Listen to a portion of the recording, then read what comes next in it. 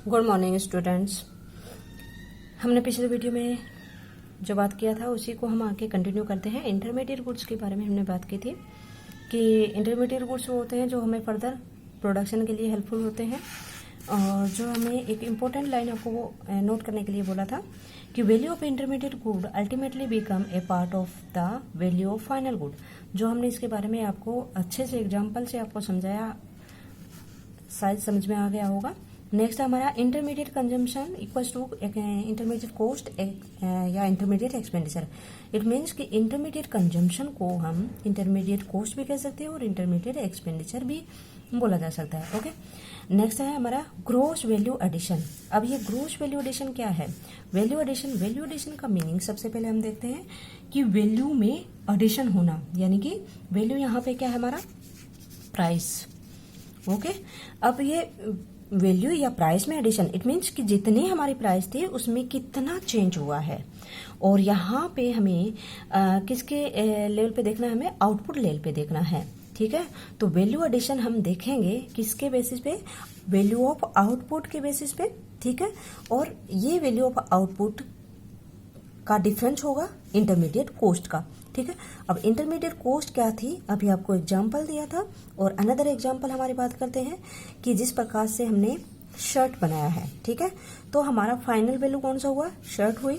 अब इसको शर्ट को बनाने के लिए हमें क्या चाहिए? वो क्या चाहिए था? क्लॉथ। ठीक है, अब किसी भी ए फर्म के द्वारा वो शर्ट बना रही है तो उसको किसकी जरूरत है?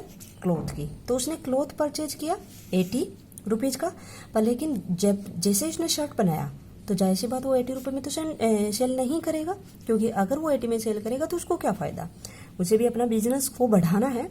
तो इट में भी उसकी वैल्यू 100 रख सकता है, इट में भी 150 रख सकता है। ये डिपेंड करेगा मार्केट की डिमांड पे और अदर बहुत सारी चीज़ों पे। ठीक है, पर हम एग्जांपल लेते हैं कि उसने 80 का क्लॉथ परचेज किया और शर्ट बनाया और शर्ट को मार्केट में वो क्या करेगा? 100 का सेल कर रहा है।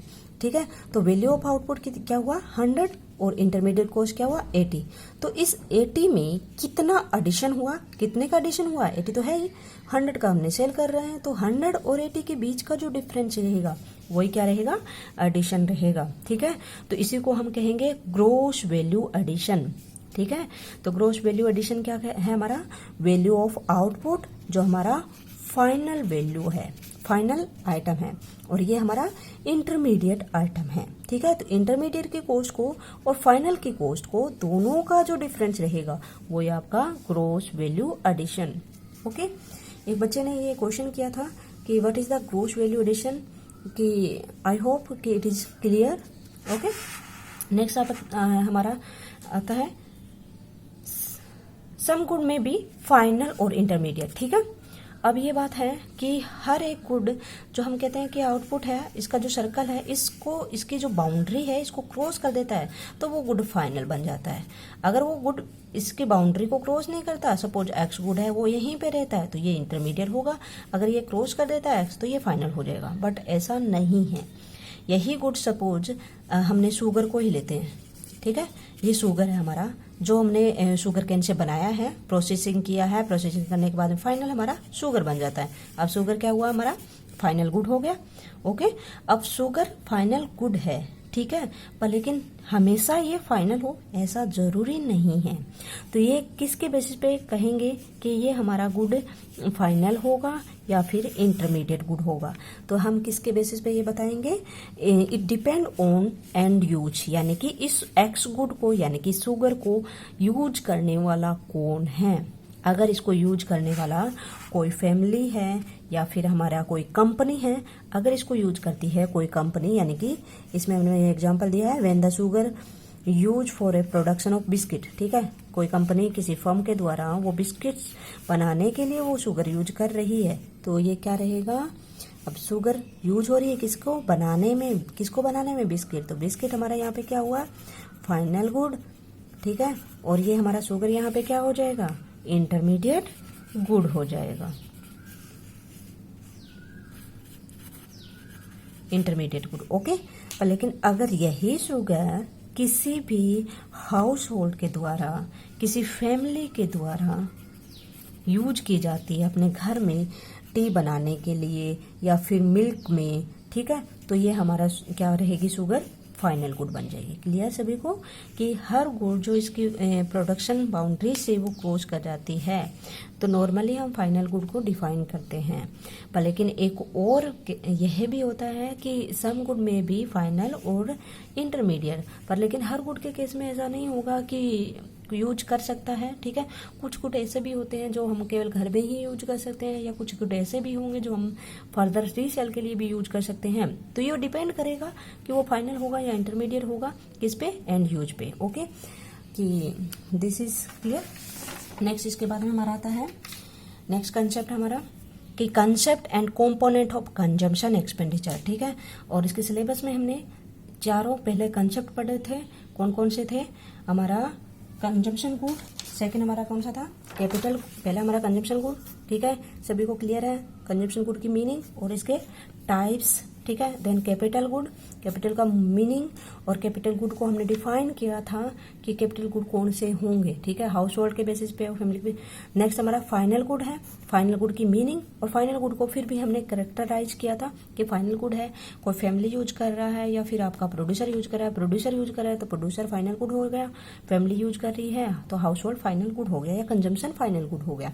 नेक्स्ट हमारा इंटरमीडिएट गुड, और इंटरमीडिएट गुड की मीनिंग और इंटरमीडिएट गुड को कैसे हम फाइंड करते हैं। Okay, clear. नेक्स्ट आता है हमारा consumption and component, concept and component of the consumption expenditure. Okay, ये हमने डिस्कस कर ही लिया था। तो कंजम्पशन एक्सपेंडिचर जो हम कंज्यूम करते हैं उन गुड पे स्पेंड करते हैं तो consumption expenditure.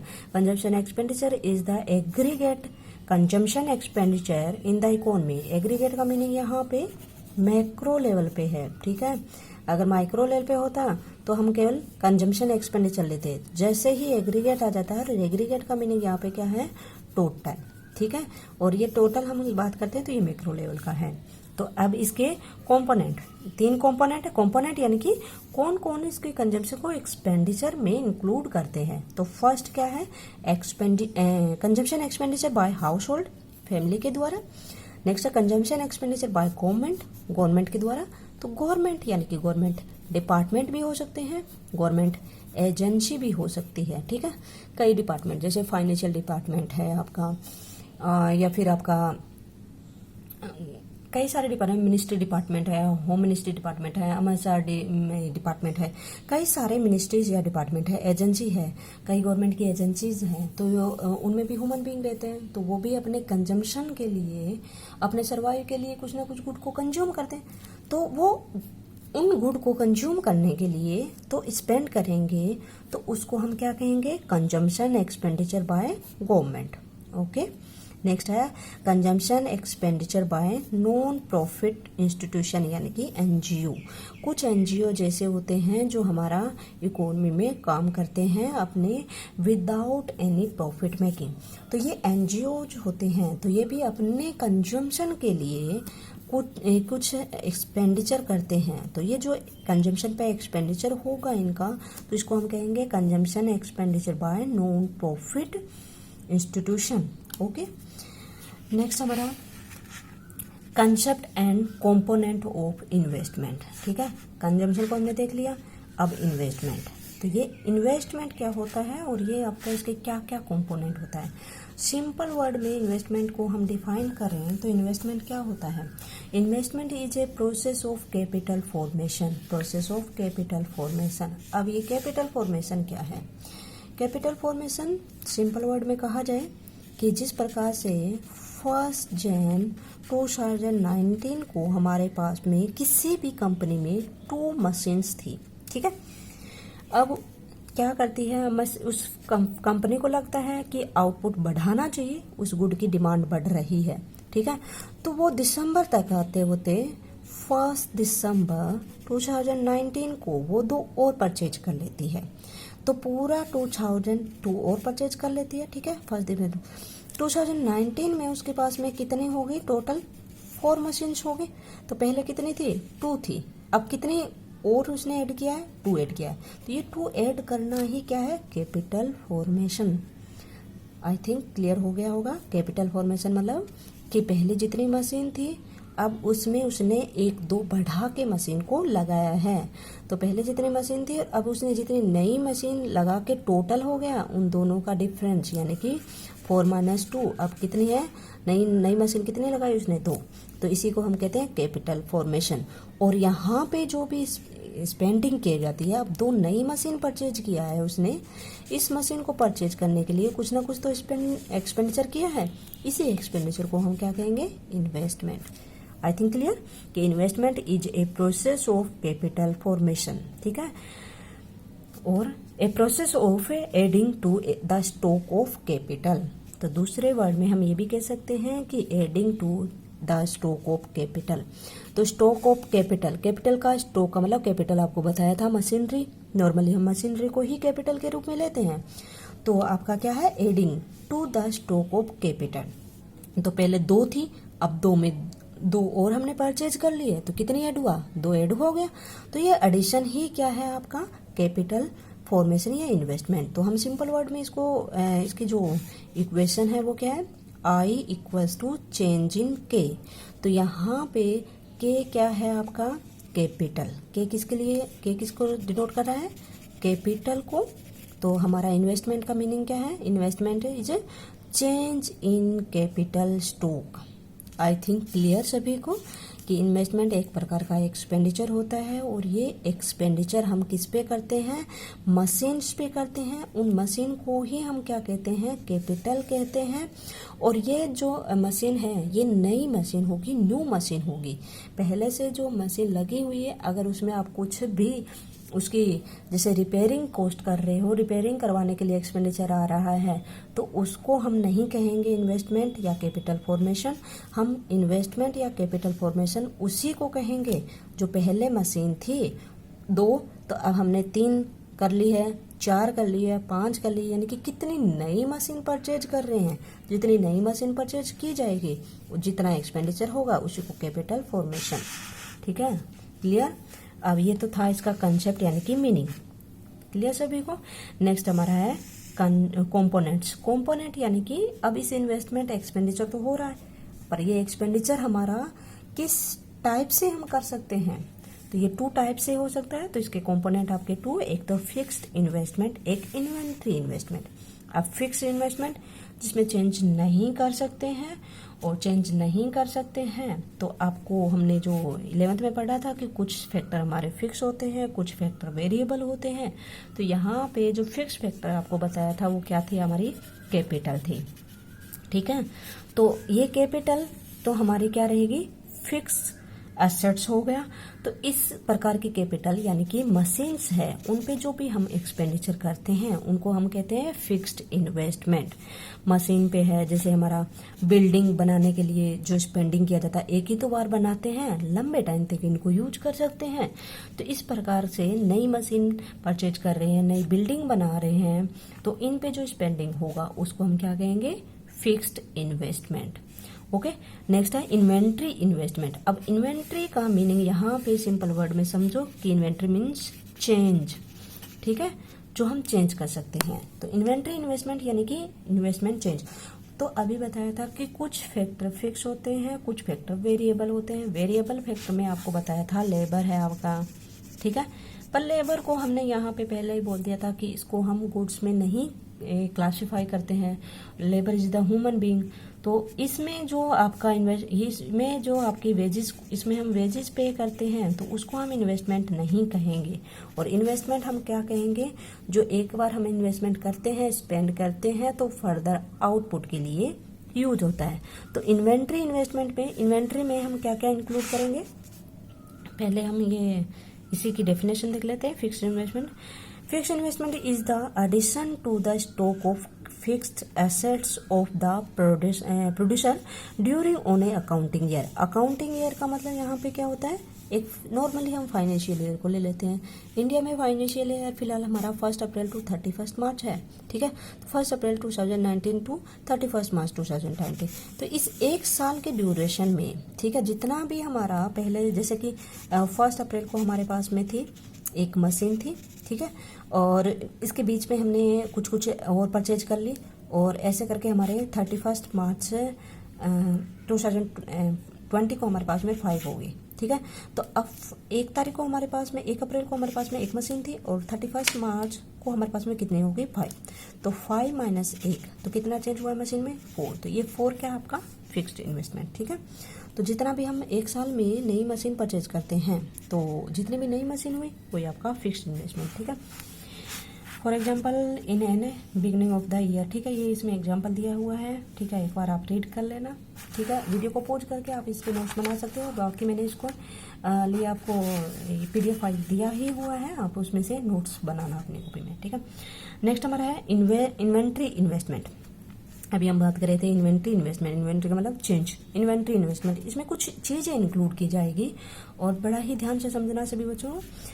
Inventory investment in addition to the stock of inventory with the producer during an accounting year, change in inventory stock, ठीक है। ये तो इसका फॉर्मूला है। तो in addition to the stock of inventory with the producer during an accounting year, 1 साल में वो अपने इन्वेंट्री में जितना भी चेंज करता है उसी को इन्वेंट्री इन्वेस्टमेंट कहते हैं, ठीक है। तो अब ये बात आती है कि हमारी कि व्हाट इज द इन्वेंट्री। तो इन्वेंट्री होती क्या है पहले तो ये देख लेते हैं। तो इन्वेंट्री में हम क्या क्या इंक्लूड करेंगे। Inventory stock include finished good unsold, ठीक है। जैसे कि हमारी ए फर्म है, ठीक है। ए फर्म ने कुछ आउटपुट किया है उसने, ठीक है, कोई सा भी ईयर 2019 है, ठीक है। और ये सपोज उसने आउटपुट 100 यूनिट का किया है। वो सोचता है कि मार्केट में 100 आउटपुट करेगा तो मार्केट में 100 की डिमांड रहेगी तो सेल हो जाएगा। पर लेकिन बहुत से ऐसे सर्कमस्टांस आ गए, बहुत से ऐसे कारण हो गए जिस वजह से हमारी मार्केट में डिमांड उस गुड की रिड्यूस हो गई।